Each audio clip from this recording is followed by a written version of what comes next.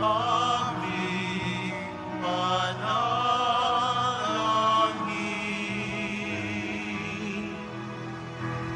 Lagi ang kinig ang puso namin. Sa ngalan ng Ama, ng Anak at ng Espiritu Santo. Amen. Sumainyo ang Panginoon. At sumayo rin. Mga kapatid, sa araw na ito ating pinagdiriwang ang banal na kapistahan ng kabanal-banalang puso ni Jesus. Iba ang puso natin sa puso ng Diyos. Ang puso natin madalas matigas.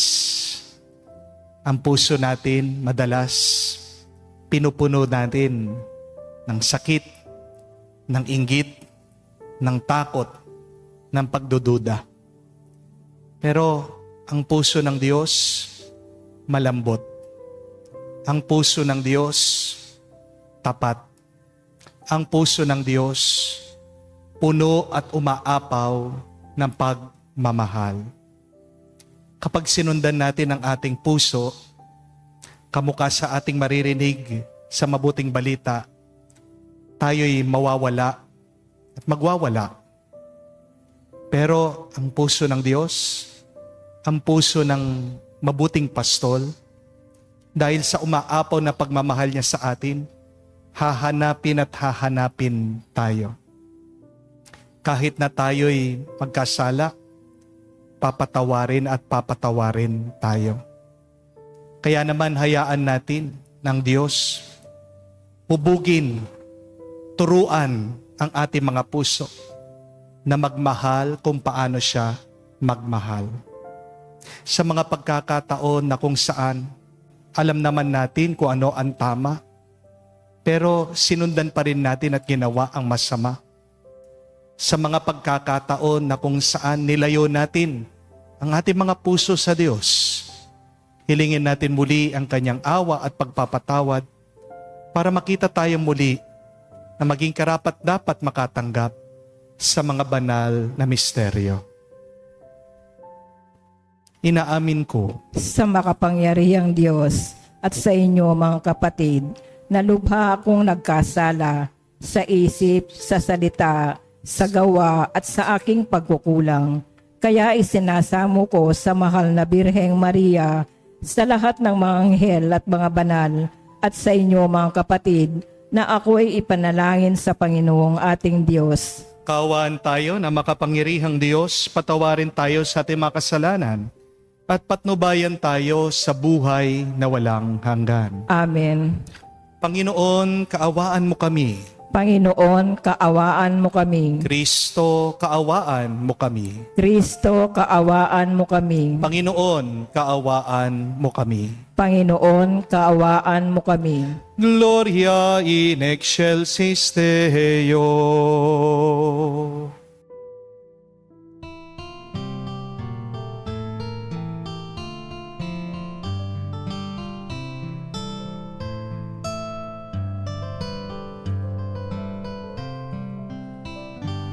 Luwalhati sa Diyos sa kaitaasan, kaloob sa lupa ay kapayapaan. Pinupuri ka at ipinandarangал, sinasamba ka dahil sa dakila mong kalwalhatian. Panginoon naming Diyos, Hari ng langit, Amang makapangyarihan, Panginoong Jesucristo, bugtong na anak ng Diyos, Kordero ng Ama. Ikaw na nag-aalis ng mga kasalanan ng sanlibutan. Tanggapin mo ang aming kahilingan, ikaw na naluluklok sa kanan ng Ama. Maawa ka sa amin, ikaw lamang ang banal, Panginoong Jesucristo, kasama ng Espiritu, sa luwalhati ng Ama. Amen. Amen. Amen. Amen. Manalangin tayo. Ama naming makapangyarihan, ipagkaloob mo sa pagpaparangal namin sa puso ng anak mong minahal. Ngayon ginugunita namin ang kanyang pag-ibig na aming pinakikinabangan.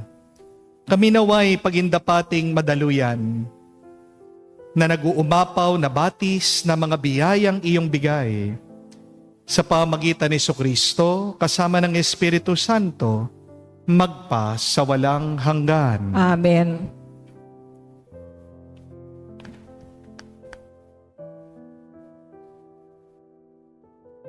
Pagbasa mula sa aklat ni Propeta Ezekiel.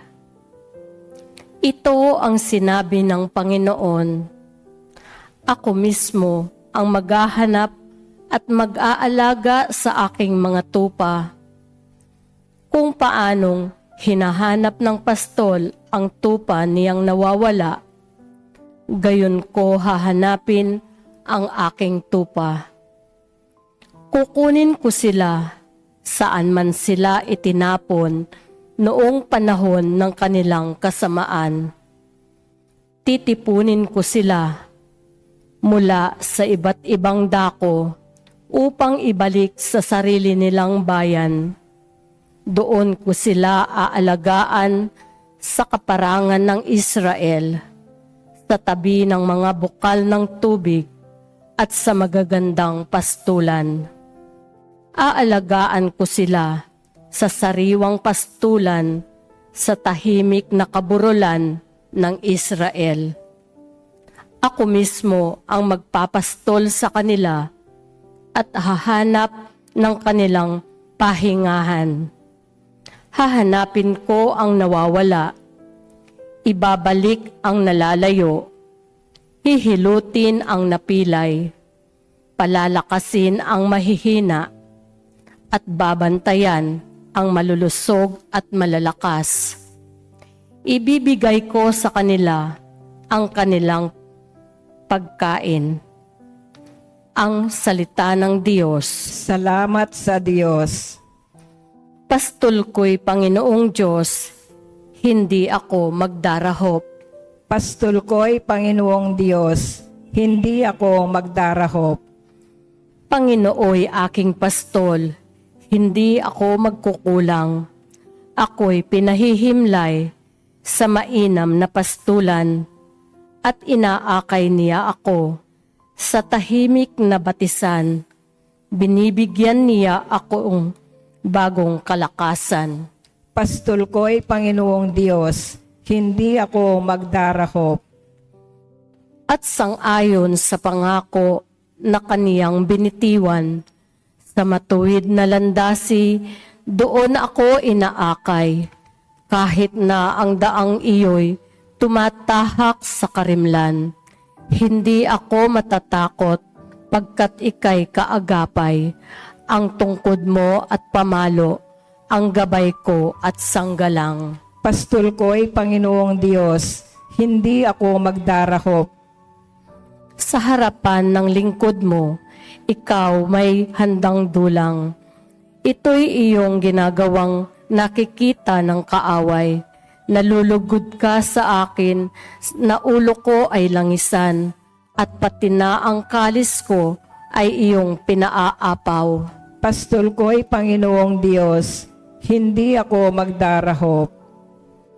Tunay na ang pag-ibig mo at ang iyong kabutihan sa saakit tataglayin habang ako'y nabubuhay.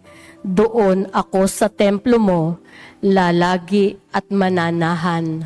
Pastol ko'y Panginoong Diyos, hindi ako magdarahop.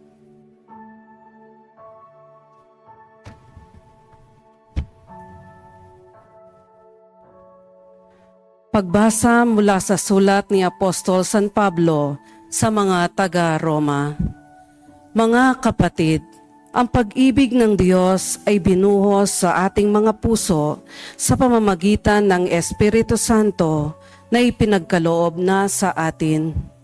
Sapagkat noong tayo'y may hina pa, namatay si Kristo sa takdang panahon para sa mga makasalanan. Mahirap mangyaring ialay ni numan ang kaniyang buhay alang-alang sa isang taong matuwid, bagamat maaaring may mangahas na gumawa nito alang-alang sa isang mabuting tao. Ngunit ipinadama ng Diyos ang kaniyang pag-ibig sa atin nang mamatay si Kristo para sa atin nung tayo'y makasalanan pa. At ngayoy napawalang sala na tayo sa pamamagitan ng kaniyang dugo, lalo nang tiyak na maliligtas tayo sa poot ng Diyos sa pamamagitan niya. Dati tayo'y mga kaaway ng Diyos, ngunit ngayon tinatanggap na niya tayong mga kaibigan alang-alang sa pagkamatay ng kaniyang anak. Kaya tiyak ang pagkaligtas natin sa pamamagitan ng pagiging buhay na Kristo. Hindi lamang ito, nagagalak tayo'y nagpupuri sa Diyos sa pamamagitan ng ating Panginoong Hesukristo, sapagkat dahil sa Kanya ay tinanggap tayo ng Diyos na mga kaibigan niya. Ang salita ng Diyos. Salamat sa Diyos.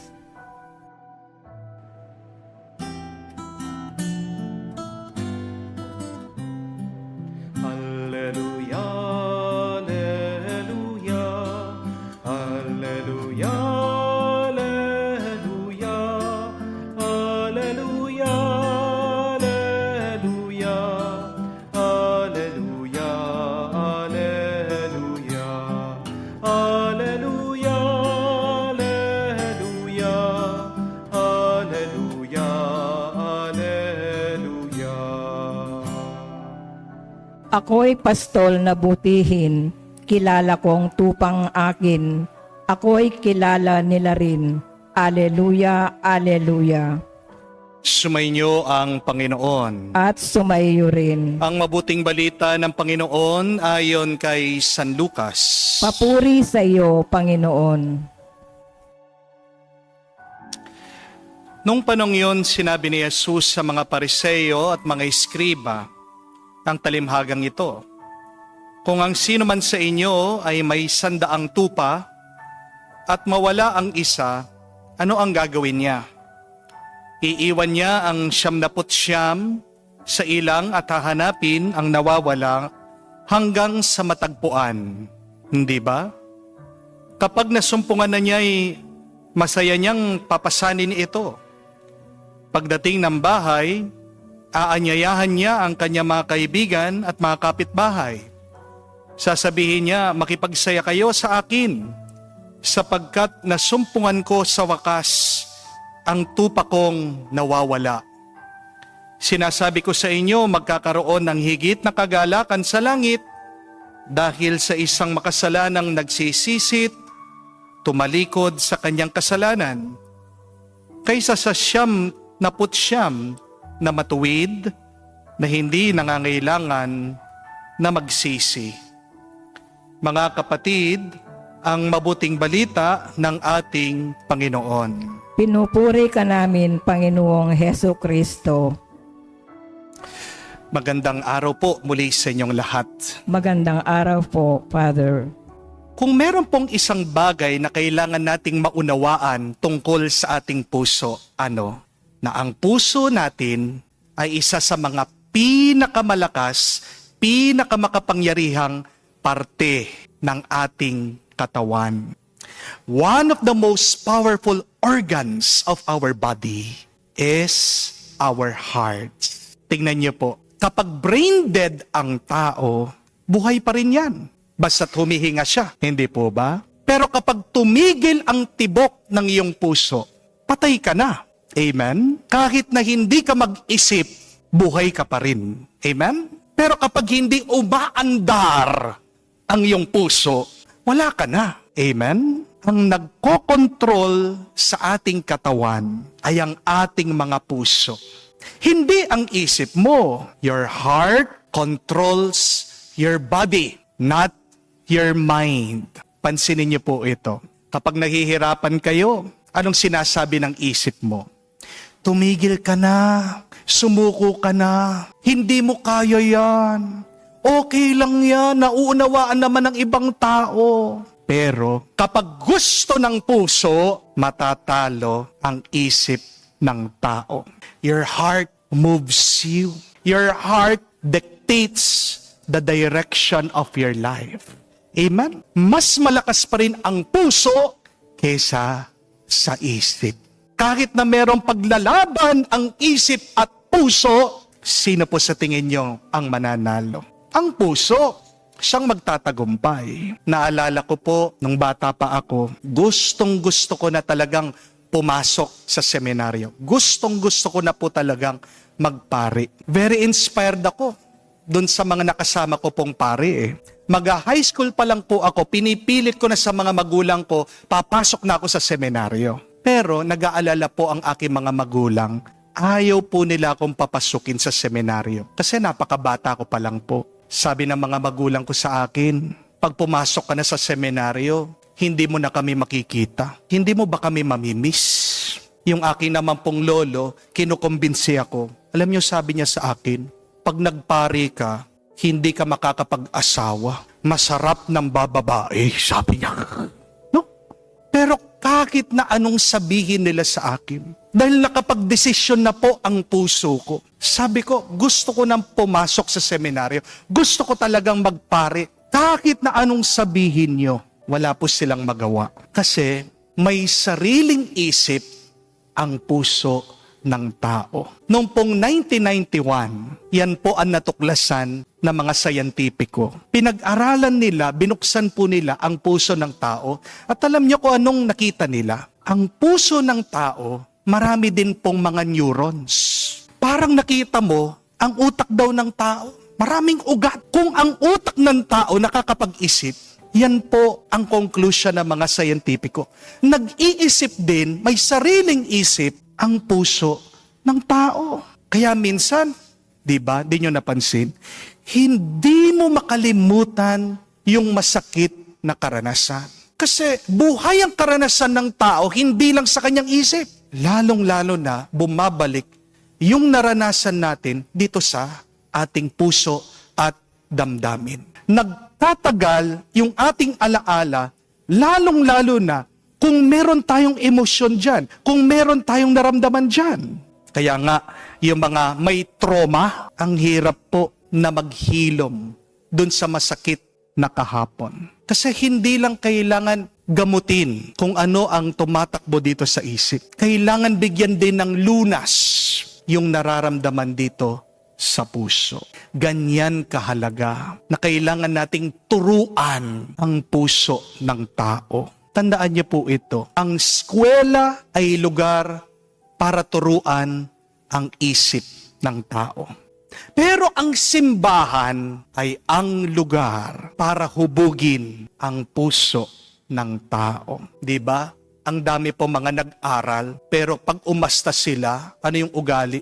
Para walang pinag-aralan. Kasi ang tinuruan mo lang, yung isip. Ano yung nakalimutan? Yung puso. Remember that the school is the place to train the mind.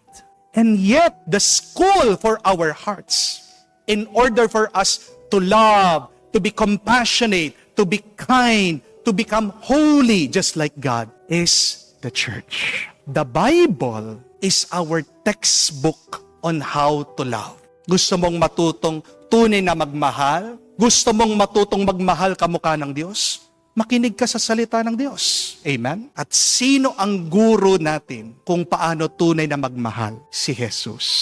Jesus, His Sacred Heart, teaches us to love with a divine love. Kapatid, mahirap na hayaan mong mag-isip mag-isa ang puso mo. Kung susundan mo ang puso mo, mawawala ka. Parang ang binabanggit ng ating Panginoon sa Ebanghelyo, ang tupa na nawala. Kailangan nating bumalik. Kailangan nating manatili sa ating Panginoong Hesukristo na nagsasabi, "Learn from me, for I am meek and humble of heart." Tingnan niyo yung sinabi niya, "Matuto kayo sa akin, dahil ang aking puso ay mapagkumbaba." Kailangan nating maunawaan, hindi sa lahat ng pagkakataon, tama at mabuti ang iyong puso. Dahil ano ang sabi ng Biblia tungkol sa puso ng tao? Ang puso ng tao ay makasalanan. Our hearts have evil imagination. You will read that in Proverbs chapter 6, verse 18. Sabi niya, a heart that devises wicked imaginations. Ano yung mga naiisip niyo kapag mag-isa kayo? May matanda po akong parokyanos. Palagi niya akong kinakausap, sinasabi niya, "Father, ang dami kong masasamang iniisip. Natatakot po ako, nag-aalala po ako, kinakabahan ako." Pero wala naman talaga siyang problema eh. Itong matandang ito, tapos na po yung mga anak niya, napag-aral na niya. Yung iba naka-abroad, ang ganda na kanilang bahay, di naman siya napapabayaan, inaalagaan ng mga apo niya, pinapakain siya, may pension siya, may pera siya. Saan nagmumula yung masamang iniisip niya? Wala dito sa utak, kung hindi dito sa puso. Ang nilalabas minsan ng puso mo, masasama. Pangalawa, sabi po ng Biblia, mapaglinlang ang puso ng tao. The heart is desperately wicked and deceitful. Mababasa niya po yan, sabi ni Propeta Jeremiah, chapter 17, verse 9. The heart is deceitful above all and desperately wicked.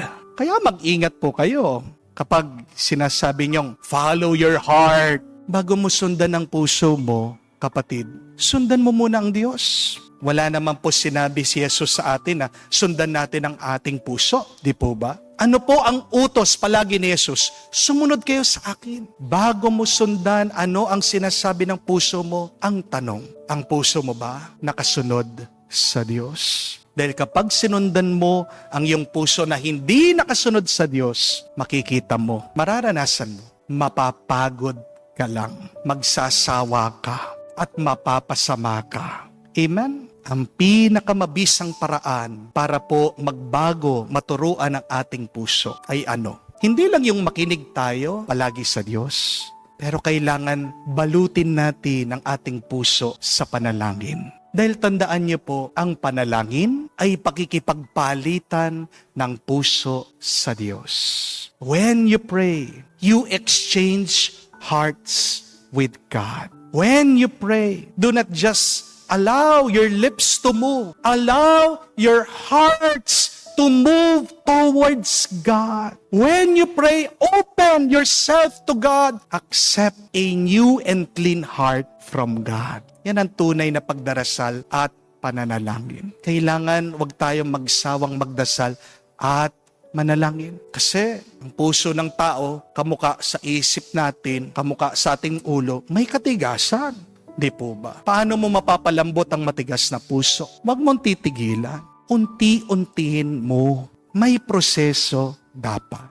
Bigyan mo ng oras at panahon. Pahawak mo sa Diyos. Amen? Ngayon pong kapistahan ng banal na puso ni Jesus, minsan pa, ilapit natin ang ating mga puso sa Kanya. Hindi naman lahat na lumalabas sa puso mo, kapatid, mabuti. Aminin mo yan sa Diyos. Hindi naman lahat ng laman ng puso mo ay maganda. Marami sa atin hanggang ngayon ay sakit ang kanilang puso. Sakit ng puso physically, emotionally, spiritually. Amen? Sinong makakapagbigay ng lunas? Sinong makakagamot dyan? Sinong makakapaghubog at turo sa puso mo? Walang iba kung hindi ang Diyos lamang. Maaaring ang mga doktor ayusin ang iyong puso. Maaaring bigyan ka pa ng pacemaker. Pero tanging si Jesus lang ang ating peacemaker. Amen? Kung gusto mong maging malakas ka, matatag sa iyong buhay, kailangan maging malakas at matatag ang iyong puso. Sinong magpapalakas sa atin? Hindi natin kaya na tayo lang. Dahil tao lang tayo. Amen? Pero walang imposible pagdating sa Diyos. Lalakas ka, bubuti ka, lulusog ka kung magpapatulong tayo sa Diyos, kung ibibigay mo ang puso mo sa Kanya. Kaya itong ating ipagdasal at sabihin, sa araw na ito, ating ipanalangin. Banal na puso ni Jesus, turuan mo kami, kaawaan mo kami, gabayan mo kami, pagpalain kami araw-araw. Bigyan mo kami ng isang bago at malinis na puso ngayon at magpakailanman. Amen. Tumayo po tayo. Makatatawag tayo sa ating Ama na may pagtitiwala sapagkat pinuksan niya sa atin ang kanyang puso dahil kay Kristo. Ating sabihin, Panginoon, dinggin mo kami. Panginoon, dinggin mo kami. Ang simbahan, naway maging kapanipanwalang tanda at kasangkapan ng pag-ibig ng Diyos. Manalangin tayo sa Panginoon. Panginoon, dinggin mo kami. Ang mga mag-anak, naway mamuhay na mayroong tunay na pagmamahalan at pagkakaunawaan. Manalangin tayo sa Panginoon. Panginoon, dinggin mo kami. Ang mga nahihirapan at nabibigatan sa mga pasanin sa buhay, naway makatagpo ng ginhawa sa mapagbigay na puso ng ating tagapagligtas. Manalangin tayo sa Panginoon. Panginoon, dinggin mo kami. Sa katahimikan po ng ating puso, banggitin natin sa Diyos, sabihin ang ating mga personal na pangangailangan. Ama naming mahabagin, tanggapin mo ang mga panalangin ito na inaalay namin kaisa ng tinusok na sibat na puso ng iyong mahal na anak na nabubuhay at naghahari magpa sa walang hanggan. Amen.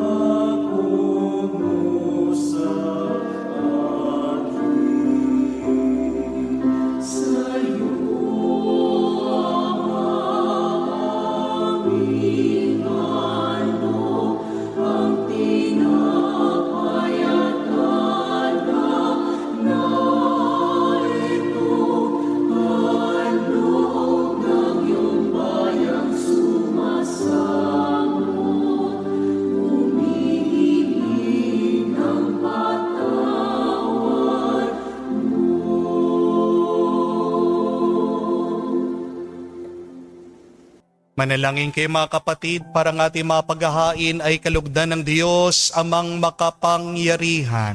Tanggapin nawa ng Panginoon itong paghahain sa iyong mga kamay sa kapurihan niya at karangalan sa ating kapakinabangan at sa buong sambayanan niyang banal. Ama naming lumikha, tunghayan mo ang di malirip na pag-ibig ng anak mong pinakamamahal upang sa pagpapatawad ng aming mga kasalanan ay inihahain namin na maging kalugod-lugod na mga alay sa pamagitan ni Jesucristo kasama ng Espiritu Santo magpa sa walang hanggan. Amen. Sumayin niyo ang Panginoon. At sumaiyo rin. Itaas sa Diyos sa inyong mga puso at diwa. Itinaas na namin sa Panginoon. Pasalamatan natin ang Panginoong ating Diyos.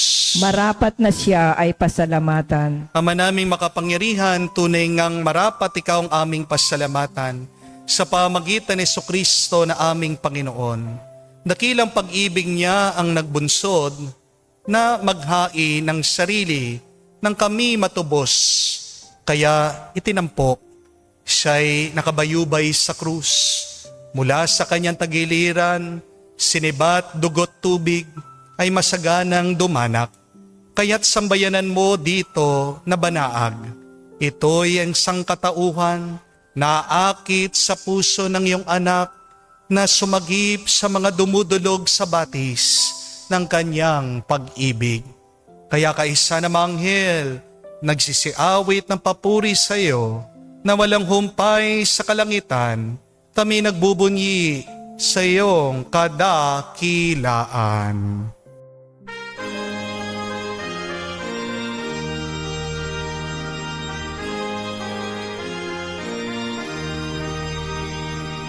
Santo, Santo, Santo, Panginoong Diyos ng mga hukbo.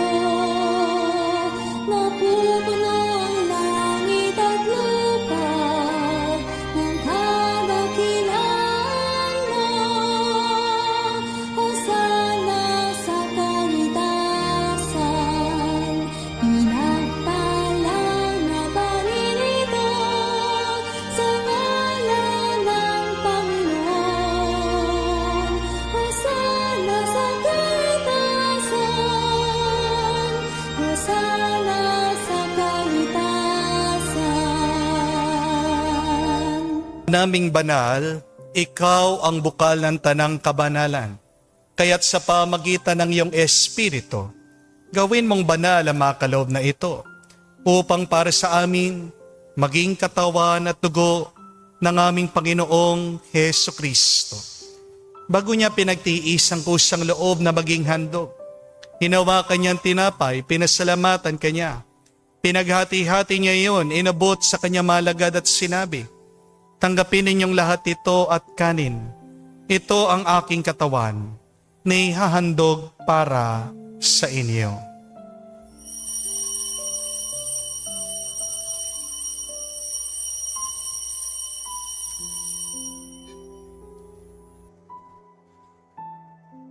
Gayon din naman na matapos ang hapunan, hinawakan niyang kalis. Muli kanyang pinasalamatan. Inabot niya ang kalis sa kanya malagad at sinabi, tanggapin ninyong lahat ito at inumin. Ito ang kalis ng aking dugo, ng bago at walang hanggang tipan. Ang aking dugo ay ibubuhos para sa inyo at para sa lahat, sa ipagpapatawad ng mga kasalanan. Gawin ninyo ito sa pag-alaala sa akin.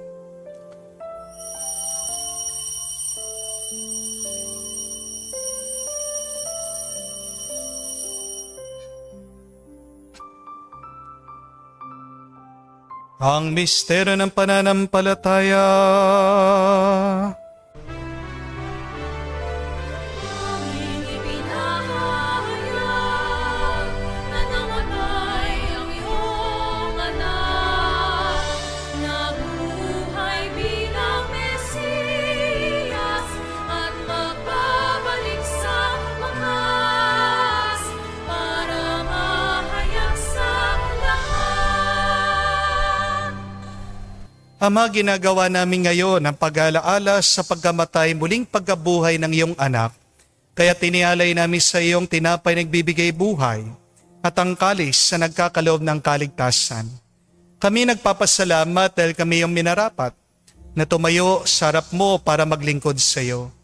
Sinasamo namin kami magsalo-salo sa katawan at dugo ni Kristo ay mabuklod sa pagkakaisa sa pamagitan ng Espiritu Santo. Ama, lingapin mong iyong simbahan, laganap sa buong daigdig. Puspusin mo kami sa pag-ibig. Kaisa ni Leon, ang aming Santo Papa, si Florentino, aming Arsobispo, at ng Tanang Kaparian. Alalahanin mo rin ang aming mga kapatid na nahimlay may pag-asang sila'y muling mabubuhay. Ngayon din naman lahat ng mga pumanaw. Kawan mo't sila't patuloyin sa iyong kaliwanagan. Kawan mo't pagindapatin kaming lahat na makasalo sa iyong buhay na walang wakas. kaisa na mahal na Birhen Maria, Ina ng Diyos, kaisa na mga apostol, kaisa ni San Jose ang kanyang maluwalhating esposo, kaisa na mga apostol lahat ng mga banal na namuhay dito sa daigdig na kalugod-lugod sa iyo. May pagdiwang nawa namin ang pagpupuri sa ikararangal mo sa pamagitan ng iyong anak kaming Panginoong Heso Kristo. Sa pamamagitan ni Kristo, kasama niya at sa Kanya, ang lahat ng parangal at papuri ay sa iyo, Diyos Ama, makapangyarihan, kasama ng Espiritu Santo, magpasawalang hanggan. Amen, amen, amen. Sa nakakagaling na utos at turo ni Jesus sa Panginoon natin at Diyos, ipahayag natin ng lakas loob.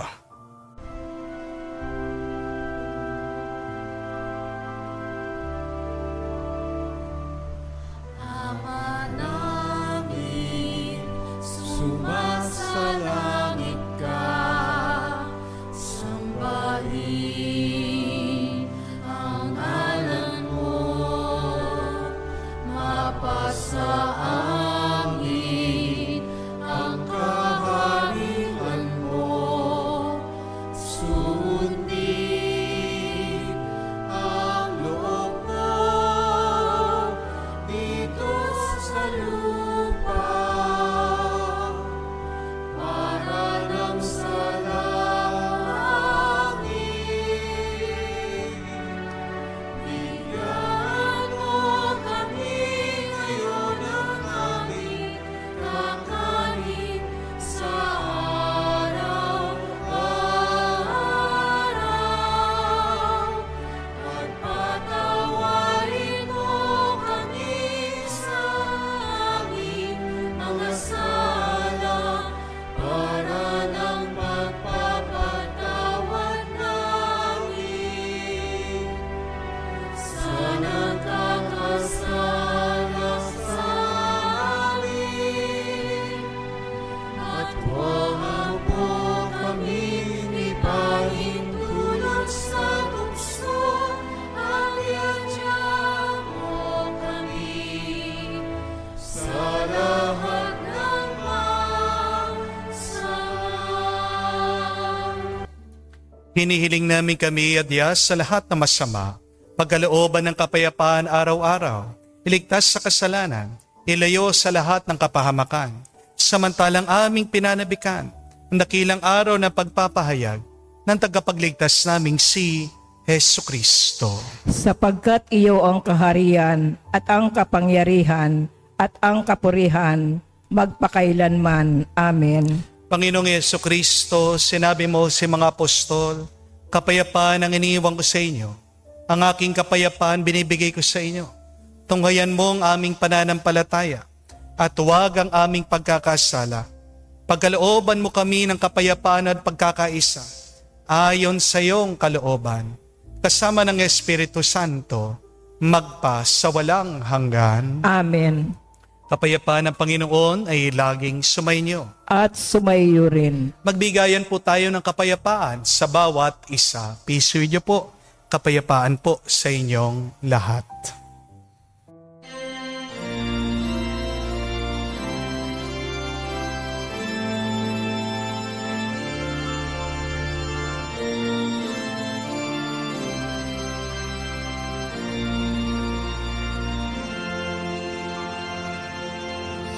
Cordero ng Diyos na nagalis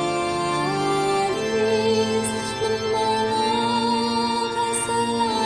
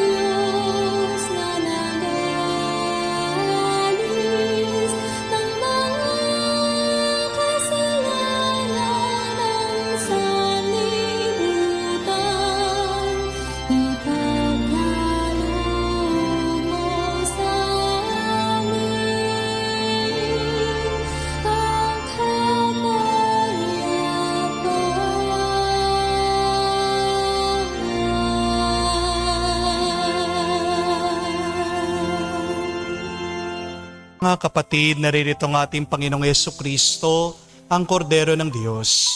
Siya nag-aalis sa mga kasalanan ng sanlibutan. Mapalad tayong lumalapit sa piging ng Kordero. Panginoon, hindi ako karapat-dapat na magpatuloy sa iyo, ngunit sa isang salita mo lamang ay gagaling na ako.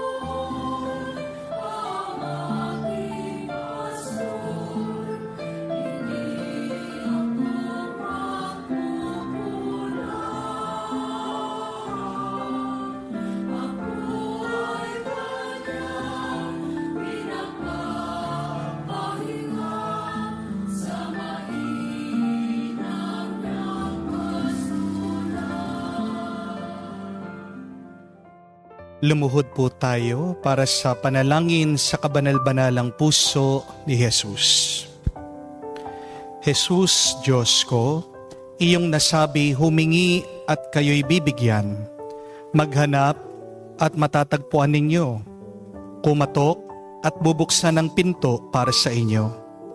Tungayan mo po ako nakaluhod sa may paanan mo, napupuno ng buhay na pananampalataya at tiwala sa iyong mga pangakong pinabatid ng iyong kabanal-banalang puso at sinambit ng iyong mga labi. Narito po ako upang hilingin ito. Sa katahimikan po ng ating puso, sabihin natin sa Diyos ang ating mga personal na kahilingan.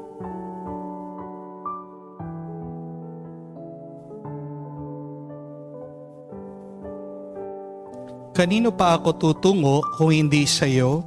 Ng puso ay pinagmumulan ng lahat ng grasya at kabutihan.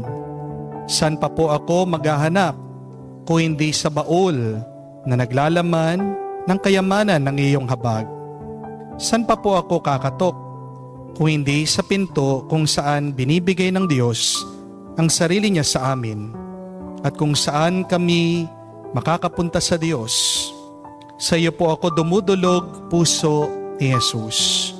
Sa iyo po ako nakakatagpo ng aliw at kapag nahihirapan, pagtatanggol, kapag inuusig, lakas, kapag nabibigatan sa pagsubok, at liwanag sa dilim at pagdududa. Minamahal kong Jesus, maigting po akong naniniwala na kaya mong ipagkaloob ang biyaya aking inihiling, kailanganin man ito ng isang himala. Naisin mo lamang ito at matutupad ng aking panalangin. Naamin kong ako'y hindi karapat-dapat sa iyong mga biyaya, ngunit hindi ito dahilan para panghinaan ako ng loob. Ikaw ang Diyos ng habag at hindi mo tatanggihan ang isang pusong nagsisisi. Tignan mo na wapo ako na may habag at mababatid ng iyong puso ang aking mga kasiraan at kahinaan, ang dahilan upang pagkalooban ang aking mga panalangin. O banal na puso, anuman ang iyong pasya sa aking hiling, hindi po ako titigil na sambahin, ibigin, purihin at pagsilbihan ka. Jesus ko, Kalugod mo nawan tanggapin, pagsasagawa ko ng ganap na pagsang-ayon sa mga atas ng iyong ibig-ibig na puso. Ang aking tunay na hinahangad na matupad kasama ng iyong sanlilikha magpakailanman. Kabanal-banalang puso ni Jesus, alam ko may iisang bagay na hindi mo kayang gawin, mawala ng habag sa mga naghihirap o nababalisa. Tignan mo po ako, nagmamakaawa po ako. Minamahal kong Jesus, ipagkaloob mo ang grasyang aking inihiling sa iyo sa pamagitan ng kalinisin-isang puso ng iyong madalamhating ina. Pinagkatiwala mo ako sa kanya bilang kanyang anak at ang kanyang mga panalangin ay makapangyarihan sa iyo. Amen. Kabanal-banalang puso ni Jesus, maawa ka sa amin. Kalinisin-isang puso ni Maria, ipanalangin mo kami. Tumayo po tayo, manalangin tayo. Ama naming mapagmahal, pag-alabin nawa ang pag-ibig sa aming kalooban sa pagsasalo sa pagmamahal mo sa pakikinabang, sa aming pag-akit sa iyong anak araw-araw. Matutuhan nawa naming makilala siya sa katauhan ng aming mga kapatid sa iyong sambayanan. Sa pamagitan niya kasama ng Espiritu Santo, magpa sa walang hanggan. Amen. Tandaan kapatid, isa sa mga pinakamalakas o makapangyarihang parte ng ating katawan o buhay ay ang ating mga puso. Your heart is very powerful. Your heart will give you the direction of your life. Kaya nga pag wala ang Diyos sa iyong puso, pag hindi mo pinapahawak ang iyong puso sa Diyos, ikaw ay mawawala, ikaw ay magwawala. Kung paano gusto nating tumalino ang ating mga kaisipan, kailangan din po nating maging mas maayos ang ating mga kalooban. Kailangan natin itong pahubog, ipaturo ang ating mga puso sa Diyos. Paano? Una, sa salita ng Diyos. Pero pangalawa, kailangan din palagi tayong magdasal. Dahil ang pananalangin ay ang pakikipagpalitan ng puso sa may kapal.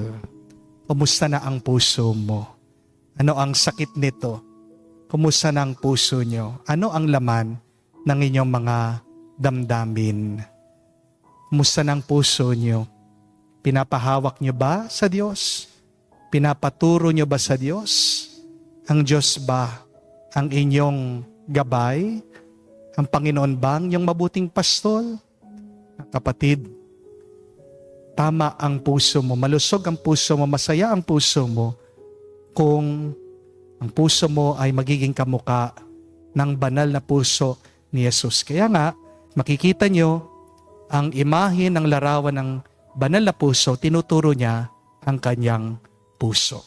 Nakalabas, binibigay niya ang puso niya sa atin, tanggapin natin ito. Sumainyo ang Panginoon. At sumayo rin. At kayo basbasa ng Diyos, makapangyarihan sa lahat, sa ngalan ng Ama, ng Anak, ng Espiritu Santo. Amen. Ang ating misa ay natapos na. Umayo kayo sa kapayapaan ni Kristo. Salamat sa Diyos.